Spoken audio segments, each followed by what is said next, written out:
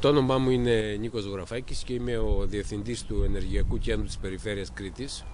Η Περιφέρεια Κρήτης και το Ενεργειακό της Κέντρο είναι υποστηρικτική δομή του Συμφώνου των Δημάρχων και μέσα από αυτό το πρόγραμμα του Covenant Capacity δυνάμωσε τη συνεργασία με τους Δήμους της Κρήτης, παρέχοντας συνεχή υποστήριξη και για να υπογράψουν το Σύμφωνο των Δημάρχων, αλλά και για να πραγματοποιήσουν το σχέδιο βιώσιμης ενεργειακής ανάπτυξης.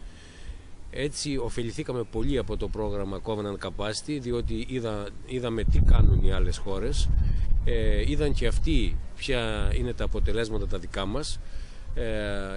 Είχαμε μια συνεχή υποστήριξη των Δήμων και επίσης προετοιμάσαμε έργα τα οποία θα είναι πιθανό να συγχρηματοδοτηθούν στην επόμενη προγραμματική περίοδο που έρχεται αυτή τη στιγμή.